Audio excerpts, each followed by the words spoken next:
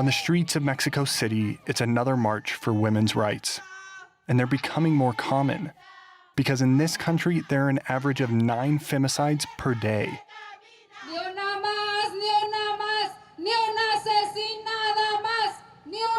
Celeste has been shouting these slogans for years, and she's gotten even louder since she suffered her own attack from a taxi driver. The city is so big, so chaotic, so violent. But there was a time when violence seemed to subside. So I never imagined that I was going to experience it so directly. Last December, she approached a taxi at the exit of a subway in the suburbs of Mexico City. An accomplice of the driver jumped out of the trunk and put a gun to her temple. They took her to a motel to rape her. It was around here that she was released after several hours of torture.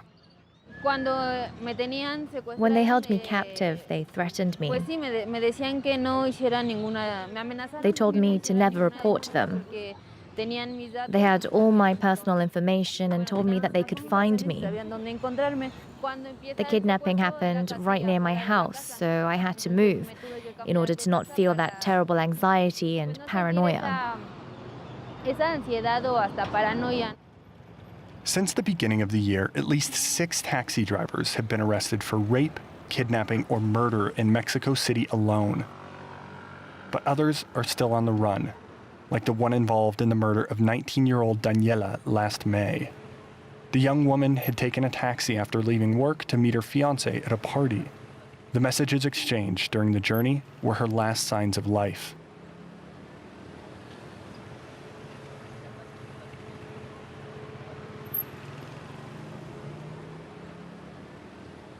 After this message, there was only silence.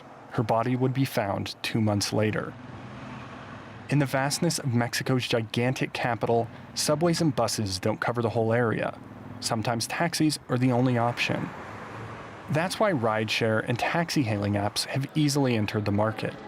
Drivers must register their information, and rides can be tracked. So Mexicans rush to these alternatives in the face of unsafe taxis. The market is now worth $239 million per year. Great news for Carlos Lieja, who runs a giant in this sector. This is an issue of utmost importance. I believe in Mexico and most Latin American countries, the issue of safety is key. That's what made us stand out, what made people choose these apps and stop using traditional taxis.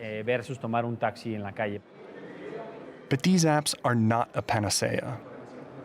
In September 2017, student Mara Castilla was murdered by a driver registered on a renowned rideshare platform.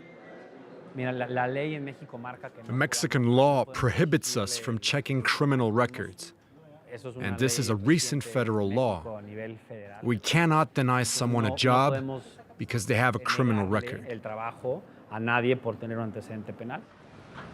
91% of Mexicans say they feel safer when approaching a taxi registered on one of these apps. But not everyone can afford it, so many Mexicans are still dependent on public taxis. There are 110,000 officially registered in the city. They are pink and white, but the paint job is no guarantee. So-called pirate taxis blend into the traffic and are responsible for the majority of kidnappings. So the Mexico City Council decided to act with its own security app. This app solves a problem faced by many users, not knowing when you board the taxi whether it has all the required documents. You can't tell if it's licensed or pirated. By entering the registration of the vehicle, the user can verify if it's been approved and know the identity of the driver. And you can also share your itinerary in real time with the person you trust. If there's a problem, a panic button can alert the city's police control center, and the vehicle should be intercepted within a few minutes. With the arrival of apps, traditional taxis have been completely left out. So our strategy is to use new technologies to put them back in the running. The most important issue was security. In major Mexican cities, 38% of people travel by public transport or taxi. It's a huge security challenge for authorities, and a daily risk for riders. As for Celeste, she's decided she will never again travel alone by taxi.